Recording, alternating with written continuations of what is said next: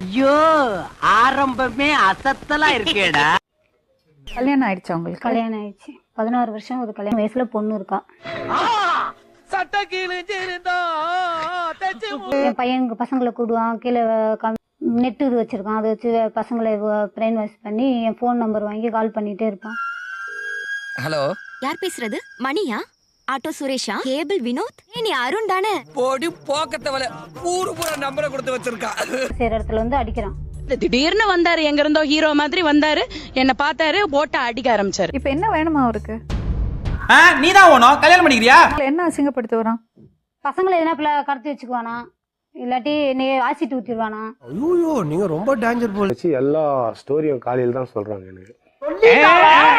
ஐயோ ஐயோ பையன் தவறான பாதையில போய் நிற்கிறான். ஒரு அவன் கிடக்குறான்டா மயிராண்டி. அவனுக்கு என்னடா தெரியும் சில்கோட அருமை. இல்லைன்னா துணிமணி எல்லாம் எடுத்து வெளியே போட்டு வெளியே தேத்திரு, அவனை வீட்டை விட்டு தேத்திரு.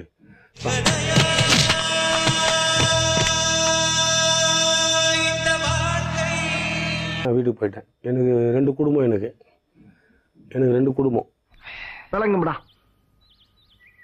நாரப்பயல அடிச்சிருக்க அடி அந்த மாதிரி அடி முஞ்சனஞ்சு அடிக்கடி எங்க அம்மா தூக்கி அச்சாம்பார் மேல கட்ட பறகுது கொட்டை தெரிக்குது. அவங்க சொன்னீங்கன்னா நான் ஒரு கல்யாணம் பண்ணிப்பேன் இவங்கள. மூக்க நோண்டுறது காத நோண்டுறது அப்புறம் இதுக்குள்ள விட்டு சொல்லிடுறது இதுல விட்டு சொல்லிடுறது யாரா கத்து கொடுத்தா அந்த நாகரிகம். நான் உனக்கு குழந்தை உனக்காக நான் 4 குழந்தை கூட நான் பெத்து தருவேன் அப்படின்னு சொல்லி இவ சொன்னான். செக்கில ஆட்டின சுத்தமான உரு சொன்னேன், அதை சொல்லுவியா? நான் எப்படா சொன்னேன் அந்த வடியோட செக்குன்னு? சத்தியம் பண்ணி சொல்லு. ஐயோ சாமி, வேற டேய் கூட்டு போங்கடா கோவத்துல போ.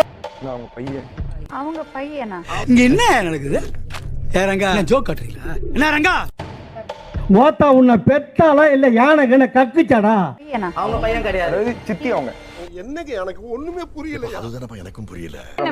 ஒரு ஆண் வர்க்கம், ஒரு துணை இருக்கு, ஒரு பாதுகாப்புல இருக்கு. ஒரு நிமிஷமா? தனசேகர் இருப்பா. அவனை சொல்லி நிறுத்துங்களேன்டா. அவன் நிறுத்துற அது லூசுக்கு மட்டும் வந்துட்டே இருக்கான் போடுறா வர்ற இடத்துல. அதுதான் சொல்றேன், இவங்கள பத்தின முழு இவர் வச்சிருக்கிற கருத்து அத்தனையுமே தப்பு. அடங்கப்பா, இது உலக நடிப்புடா சாமி. இடம் கொடுத்திருக்கிற அந்த அத்தனை உண்மையும் இவரு தப்பு. இவருக்கு சரியான பதில் கிடைக்காதபடிக்கு இவருடைய வாழ்க்கை சரியாவே இருக்காது.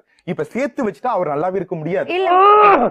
பழுக்க தலையா அப்படியே எத்தனை தலை தனியா ஓடி போயிடும். ஏன்னா அம்மனார பாத்துக்கிட்டு ஓவரா பாத்துக்கிட்டு. யார் அந்த அரசு? என் தம்பி. அரசு இல்ல அஷ்ரத், முஸ்லீம் எப்படி மேடம் இவளுக்கு தம்பி ஆக முடியும்? நோட் பண்ணுங்கப்பா பின்றாம் அவன் இப்போ என் வீட்டுக்காரர் தான். தாலி கட்டின்னு இருக்கணும், இல்லன்னா 2 பேருமே வெட்டுவேன். ரொம்ப பயங்கரமான ஆளா இருப்பாரோ.